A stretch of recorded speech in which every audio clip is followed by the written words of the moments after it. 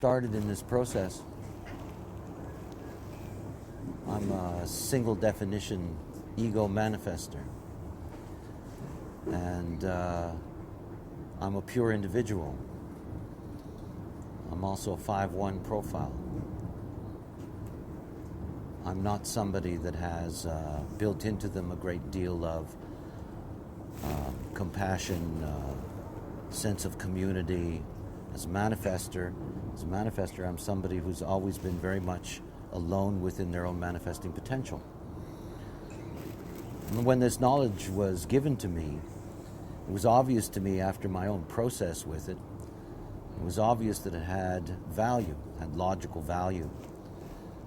It seemed clear to me that it could be something that could be useful to other human beings, which wasn't an easy thing for me to come to, actually, because it meant that I would have to go out there and do that job.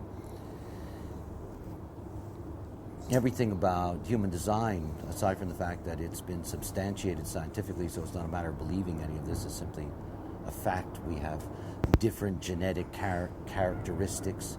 We have 4 basic vehicles that we operate out of, and each of these vehicles, what we call type in human design, has a basic mechanical strategy that goes with it.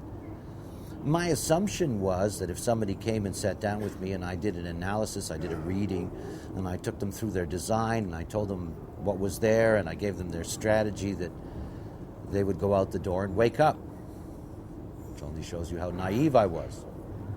That human beings would actually embrace the simply, and go out there and experiment with the strategy of their type and discover that it does in fact work. My tendency when I've done thousands of readings, my tendency was when a reading was over, there was always the question. When people come to an analysis, they don't really come to find out the truth about themselves. They got a question in their head they want answered. Should I leave my lover?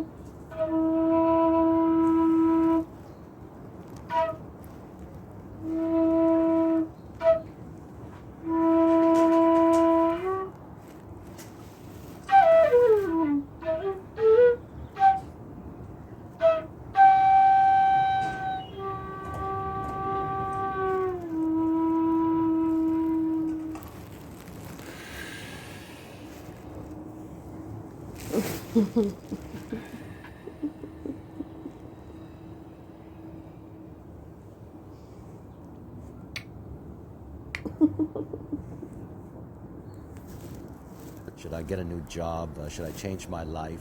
Whatever the case may be. Or their problem with this or that, their children, their this, there are many things. But they always come with a question. And so you take them through their design and you say to them, well, look, this is the way you work and this is the way you operate and here's your strategy and this will transform you and this is the way, it's simple, try it. And yet at the end of all of that, they still have the question. Often people would say to me, well, what should I do? And I would say, well, go home. I mean, I'm not in the business of telling people what to do. It's none of my business. After all, I'm here to impress upon you the importance of having your own authority. And I don't want to become a surrogate for that. I don't want to be responsible for your lives. I'm not.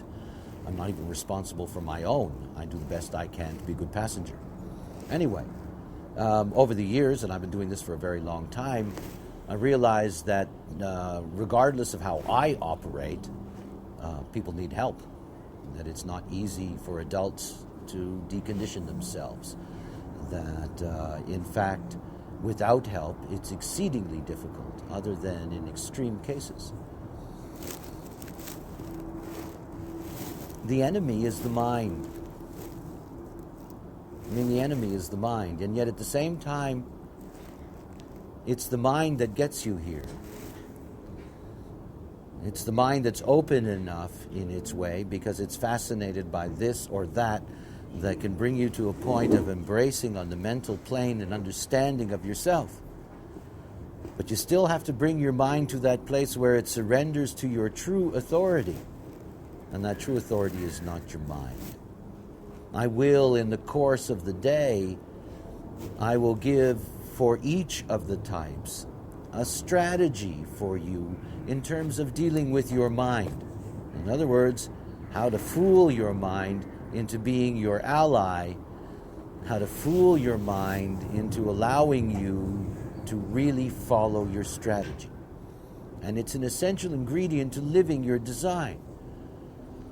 You know, when I deal with generators, 70% of the planet is generators. When I deal with generators, I always have this assumption that all I have to tell them is the truth and they'll go out the door and do it. I mean, you know, if you're a generator, you can't imagine how blessed you've been in this incarnation. You've got this incredible opportunity to be aware and awake. Incredible opportunity. Through response. Through the sacrament. And you know, I take a generator through their reading, and one time out of 100, there's that light bulb, and they get it and they're gone. You know, they just get it. They go out there and they go through the process. But the other 99? The mind. The mind. You know, it's the story of the generator woman, and you say to her, you're only going to get Prince Charming if you wait for Prince Charming to come, and she looks at you like you're crazy. And it's the mind that makes her look at you that way. Not the truth, because she doesn't know who she is. Just the mind. The mind saying, well, I'm unworthy. The mind saying, you know, this can't happen. Life is not like this. It's never happened before. Why should anything come to me? Why do I deserve that? Blah, blah, blah, blah. Just mind. And so the whole business of being able to live your design is not the simple mechanical follow your strategy. It seems so obvious. It's that you've got these minds that are there and they're set to make your transformation to becoming a generator or a projector or whatever it may be, how to make that easier. But I want to start this morning with something else for you. Basically what I want to do is I want to horrify you. Right? And I'm going to do the best that I can this morning to really make you feel very uncomfortable. Okay? I want you to understand that. It's absolutely essential to recognize why it's important for you to take that step. Look, these centers, every single one of these centers works in a binary. It works two ways.